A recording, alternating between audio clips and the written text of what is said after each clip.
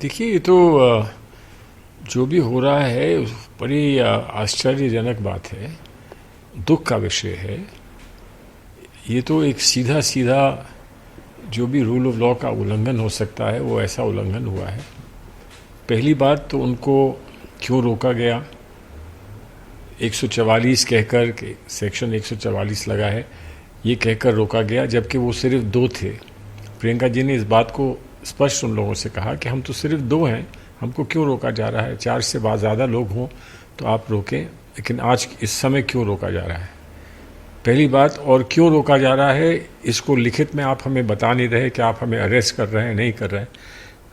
तो जो 40 घंटे की आप बात कर रहे हैं, इसमें बहुत सारे घंटे तो बिना ये जाने कि वो अरेस्ट हुए हैं कि नहीं हुए हैं उसमें ही निकल गए।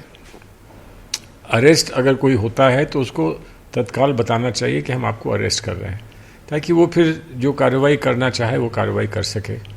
ऐसा नहीं बताया गया, बाहर किसी को नहीं बताया गया।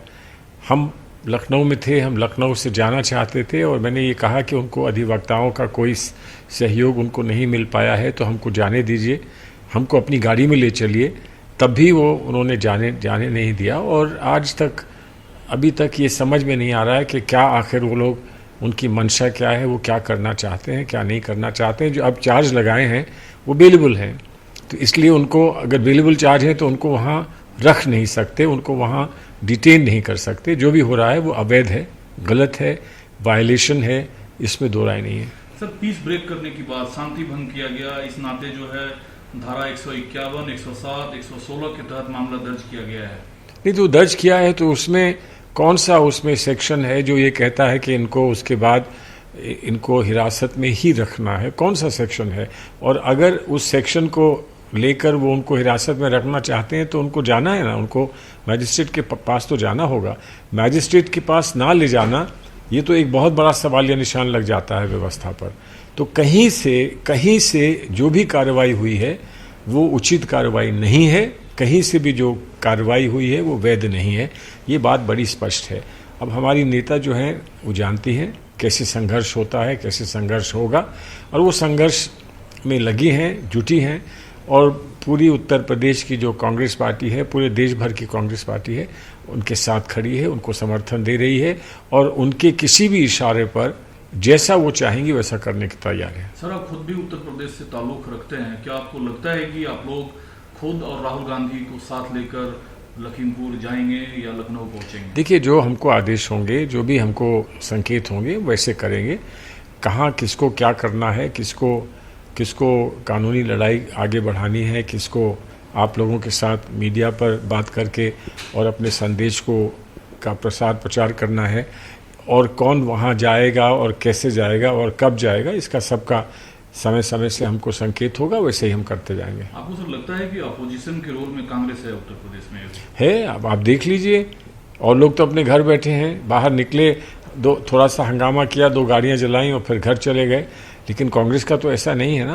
हमारी नेता जो है वो लगातार संघर्ष में है, यहाँ तक कि उन्होंने पूरे देश में इसको एक मुद्दा बना दिया है। उत्तर प्रदेश में तो ये मुद्दा है, पूरे देश में मुद्दा बना दिया है। मुद्दा इस बात का सिर्फ नहीं है कि किसानों के साथ क्या अन्याय हो रहा है, क्या उनके साथ क्या आतंक है, कैसे किसानों की जान ली गई, कैसे संवेदनशीलता की कमी इस सरकार में है, सरकार से जुड़े लोगों में है, और कहीं भी ये विश्वास नहीं है कि जो पुलिस कार्रवाई करेगी वो निष्पक्ष होगी और वो कार्रवाई जो है वो बड़ी स्पष्ट होगी। लेकिन सर, कांग्रेस का एकदम स्पष्ट रहा है, एमओएस होम का इस्तीफा, उनके बेटे की गिरफ्तारी, और इस बीच कांग्रेस का लगातार कांग्रेस के नेताओं का लखनऊ पहुंचना, आना जाना, तो मुख्य भूमिका में कांग्रेस और केंद्रीय मंत्री के इस्तीफे की मांग समेत उनके बेटे की गिरफ्तारी। ये बात तो हम लोग बड़ा स्पष्ट कर चुके हैं, कह चुके हैं। अगर एक और कोई विभाग होता तो हम मान भी सकते थे कि इसमें जांच चलेगी, विवेचना चलेगी और उस पर कोई प्रभाव नहीं पड़ेगा। लेकिन जो होम मिनिस्टर हो, मिनिस्टर ऑफ स्टेट होम हो, उसके परिवार से संबंधित मामला हो, उससे संबंधित मामला हो, तो एक मामूली सा सिपाही कैसे कोई आके इसकी इन्वेस्टिगेट कर सकता है, इस पर विवेचना कर सकता है? ये बात तो बड़ी स्पष्ट है। और ये कह देना कि 10 दिन के अंदर हम कार्रवाई करके दिखाएंगे, तो 10 दिन के अंदर क्यों? अगर कुछ करना है, आज अगर 302 का FIR है तो कार्रवाई आज होनी चाहिए।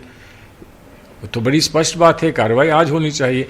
अगर वो संतुष्ट हैं कि जो उन्होंने FIR लॉन्च किया है उस FIR में जान है, तो कार्रवाई आज होनी चाहिए।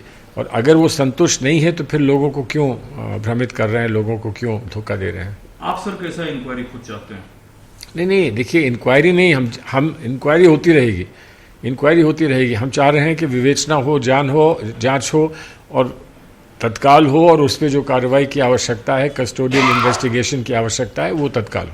लेकिन 2 एडवोकेट ने भी सुप्रीम कोर्ट में एप्लीकेशन दायर किया है कि इसकी CBI जांच होनी चाहिए और जो गृह मंत्रालय हैं और पुलिस हैं उनकी जिम्मेदारी तय होनी चाहिए। ये जो CBI की जांच की बात है या न्यायिक जांच की बात है, इस पर जो सरकार निर्णय करती है या कोई न्यायाधीश निर्णय करते हैं, उसका स्वागत है। जांच होनी चाहिए।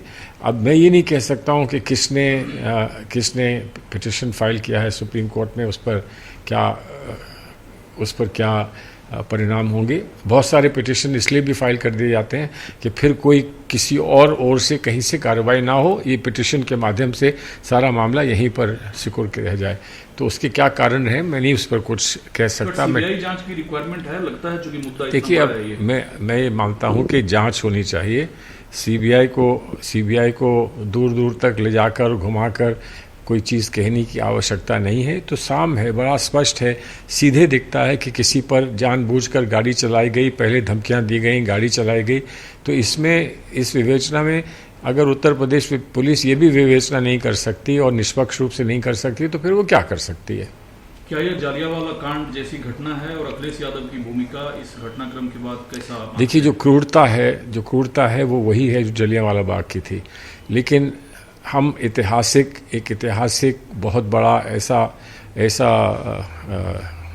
ऐसी घटना जिसने देश को हिला दिया था और जिसने जो देश की आज़ादी की लड़ाई थी उसका हिस्सा बन गई थी, हम इसको वहाँ से ना जोड़ें तो बेहतर है। उसका अपना स्थान है, अस्तित्व है, लेकिन क्रूरता वही है जो क्रूरता हमने वहाँ देखी थी और जो मानवता के विरोध में वहाँ पर हमने कार्रवाई देखी थी, वो यहाँ भी देखने को मिली है। Role of Akhilesh Yadav after this incident? नहीं, आप उससे क्या कहें, वो तो बाहर निकल कर आए, फिर वापस चले गए। अब मैं तो ये मानता हूँ कि ऐसे बड़े हादसे के बाद, ऐसी बड़ी घटना के बाद जो सारे उच्च स्तर के वहाँ नेता हैं, आपस में बात करनी चाहिए थी। फ़ोन उठाकर प्रियंका जी से बात करते, प्रियंका जी से को न्योता देते, मायावती जी को ऐसा करना चाहिए था, सबको मिलकर। इसमें कोई अलग अलग कोई विचार नहीं है हमारे, सबके विचार और सभी का पक्ष इसमें एक ही है। आपस में बात करके और हम लोगों को एक दूसरे के सहयोग से आगे बढ़ना चाहिए था, लेकिन कोई नहीं करता है ना, ऐसा होता नहीं है हमारे देश में। तो इसलिए जो हमको करना है वो हम कर रहे हैं। प्रियंका जी हैं, संघर्ष में जारी है। लास्ट सवाल है, सीरियस सवाल है, जो यू आर वेरी की मेंबर ऑफ यूपी इलेक्शन, क्या प्लानिंग आप कर रहे हैं, क्या सोच रहे हैं लखीमपुर को लेकर? चूंकि प्रियंका जी स्टिल हैं वहाँ हिरासत में, राहुल जी दिल्ली में हैं, आप क्या सोच रहे हैं और कांग्रेस पार्टी क्या कर रही है? देखिए, हमारे लीडर इसमें निर्णय लेंगे, तय करेंगे, चाहे वो हमारे राष्ट्रीय नेतृत्व यहाँ दिल्ली में जो है वो, या फिर वहाँ पर जो हो रहा है उसके संदर्भ में हम लोग जब बैठेंगे तो उस पर हम तय करेंगे। हमने अपना कार्यक्रम बना रखा है। हमको तो भ्रमण पर निकलना था, हमको तो बहुत जल्द यात्राओं पर निकलना था, बहुत जल्द हमको बड़े बड़े कार्यक्रम करने थे। अब उनको क्या दिशा में हमको ले जाना है, उनको कहाँ किस तरह पर मोड़ना है, किस जानिब मोड़ना है, इस पर हम लोग चर्चा करें। घटनाक्रम सरकार पर हमलावर होने का एक मौका तो कांग्रेस को देती है कम से कम। सरकार जो सरकार का वहाँ हाल है, वहाँ रोज़ कोई ना कोई ऐसा घटनाक्रम होता रहेगा कि हम लेकर उसको जनता के सामने रखते रहेंगे। लेकिन साथ ही साथ दुख भी होता है कि हम उसको उठाएं, हम उसकी बात करें, हम ये सोचें कि इससे हमको राजनीतिक लाभ होगा। वो अपनी जगह है, लेकिन सच्ची बात यह है कि मानवता पे के साथ घोर अन्याय हुआ है। मानवता को जब चोट लगती है, गंभीर चोट लगती है मानवता को, तो उसमें हम सब शामिल होते हैं। हम सबको सर झुका देना पड़ता है। सरकार ने जो किया मृतक परिवार के लिए 45 लाख रुपए, नौकरी, उससे कितना इत्तेफाक आप रखते हैं? देखिए, तो मृतक परिवार से ही पूछना चाहिए ना। कोई अगर समझता है कि उसने जो चीज़ खोई है, उसने अपने जिस साथी को खोया है, उसका दर्द कहीं दूर हो जाएगा 40 लाख से या 45 लाख से, तो ये उसका निर्णय है।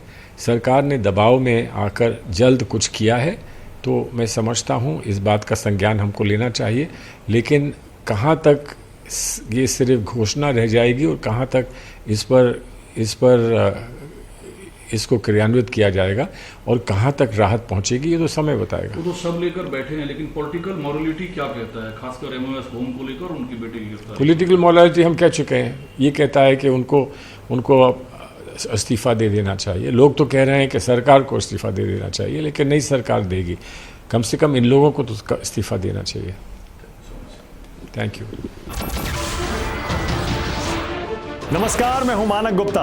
अगर आपको हमारा ये वीडियो पसंद आया हो तो इसे लाइक और शेयर जरूर करें, और हां, हमें सब्सक्राइब और फॉलो करना ना भूलें, ताकि आप देश और दुनिया की कोई खबर मिस ना करें। तो जुड़े रहिए हमारे साथ और देखते रहिए न्यूज़ 24।